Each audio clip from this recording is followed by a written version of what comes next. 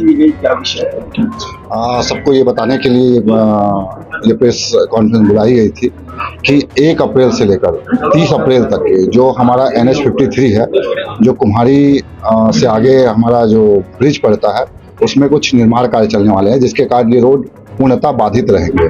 अब उस बाधित रहने के कारण हमने कुछ डाइवर्सन बनाए हुए हैं, जिनको अभी आप लोगों को बताया गया है। डाइवर्सन लागू किया गया है, जिसमें हल्के वाहनों के लिए अलग डाइवर्टेड रोड है और भारी वाहनों के लिए हमने अलग डाइवर्सन लागू किया गया है। इसके अलावा जो डायरेक्ट एयरपोर्ट जाने वाले हैं या जो रेलवे स्टेशन जाने वाले हैं, उनके लिए भी हमने अलग से डाइवर्सन प्लान तैयार किया है। सारे डाइवर्सन प्लान आप लोगों को प्रेस विज्ञप्ति के रूप में दिया गया है और यह डाइवर्सन पूरी तरीके से 30 दिन तक लागू रहेगा।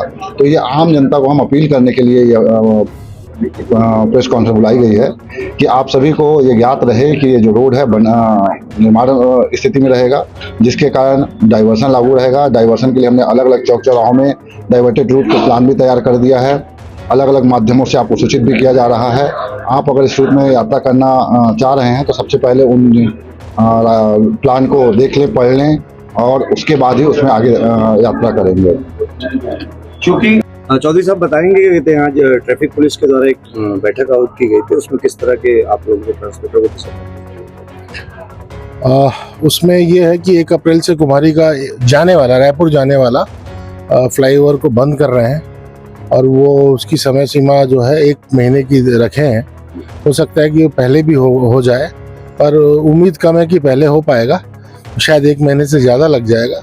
इसके लिए दिशा निर्देश हम लोगों को और बताया गया कि भाई सहयोग के रूप में जैसा भी सहयोग हो आप लोग, हम जिला प्रशासन की तरफ से मिल रहा है। हम लोग ने भी बोला है, आश्वासन दिया है कि हम लोग पूरी कोशिश करेंगे कि हम गाड़ियों को और ड्राइवरों को समय पे और सिस्टमेटिक तरीके से चलाएं, ताकि ये जो सिस्टम जो प्रशासन बना रही है जो उसको सुचारू रूप से व्यवस्थित चलता रहे। कोई डाइवर्ट रास्तों की भी जानकारी उनके द्वारा ट्रांसपोर्टर को दी गई है क्या? दी गई है। 2-3 रास्ते हैं रायपुर जाने। हम लोग चूंकि भिलाई इस्पात संयंत्र के ट्रांसपोर्टर हैं और हम लोग रायपुर, अक्सर हम लोगों का रायपुर आना जाना रहता है, तो वो फ्लाईओवर बंद होने से थोड़ी सी दिक्कतों का सामना तो हम लोगों को करना पड़ेगा। लेकिन उसके 2-3 रास्ते हैं डाइवर्ट की। कुमारी से हम जा सकते हैं, ट्रांसपोर्ट नगर के पास मुरमुंदा होके हम जा सकते हैं। 3-4 रास्ते हैं और हम लोग भी कोशिश करेंगे, प्रयास करेंगे, थोड़ा एक्टिव रहेंगे। ट्रांसपोर्टर का काम ही है, ट्रांसपोर्ट का काम 24/7 चलता है।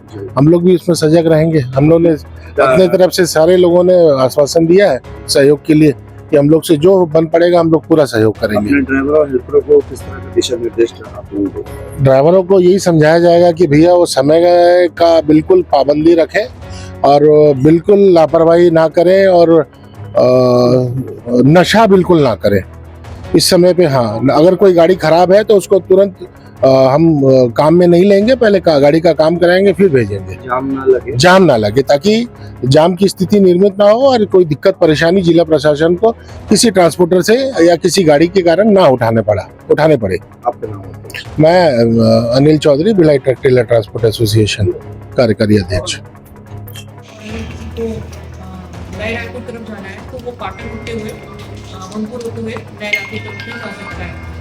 भारी वाहन जैसे कि बताया गया है कि इनको रोका जाएगा बापरा टोल में, और DSP के अधिकारियों से भी संपर्क किया गया है। उनसे कहा गया है कि वो रात के समय ज़्यादा से ज़्यादा डिस्पैच करें और एक 24 आवर्स कंट्रोल रूम वहाँ बनाया जा रहा है, जहाँ पे अधिकारी और कर्मचारियों की ड्यूटी 24/7 रहेगी। वहीं पर टेंट लगा के उनके रहने की व्यवस्था की गई है और इस समय पे एक ही फ्रिक्वेंसी पे, एक ही रेडियो फ्रिक्वेंसी पे दुर्ग पुलिस और रायपुर पुलिस काम करेगी, कि जिससे किसी भी तरह की अगर जान की स्थिति या कोई भी आपद या दुर्घटना की स्थिति बनती है तो तत्काल उसका निवारण किया जा सके। और रायपुर की तरफ से जो लोग आ रहे हैं वो पुराना चंदनी पुल का प्रयोग करें।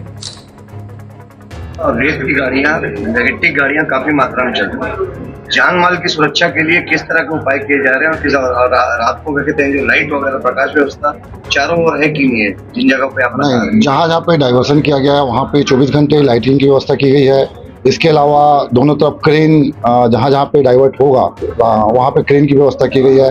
40 टन क्रेन की व्यवस्था है, 20 टन क्रेन की व्यवस्था है।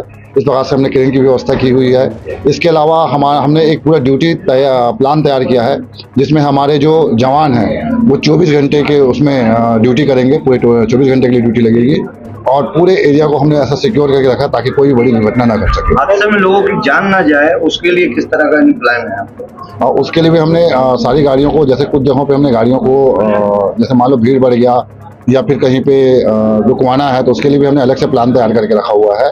और उसके अलावा जो हम कहीं पे जाम की स्थिति आती है या भीड़ अधिक होती है, तो उसको भी डाइवर्ट करने के लिए हमने प्लान तैयार किया हुआ है। पब्लिक प्रभावित हो रही है ये, इसमें रोजाना कितने लोग इसका रूट इस्तेमाल करते हैं? क्योंकि आप लोगों को सबको पता है ये नेशनल हाईवे है और बहुत ही व्यस्त मार्ग है, तो बहुत ज़्यादा गाड़ियाँ इस रूट में चलती हैं, तो भारी संख्या में लोग प्रभावित हो सकते थे। इसको ध्यान रखते हुए हमारे पुलिस अधीक्षक महोदय ने अलग अलग डाइवर्सन तैयार किया हुआ है। बड़ी गाड़ियों के लिए अलग इसलिए हमने कर दिया है और छोटी गाड़ियों के डाइवर्सन अलग कर दिया है ताकि एक्सीडेंट की संभावनाएं कम हो सके।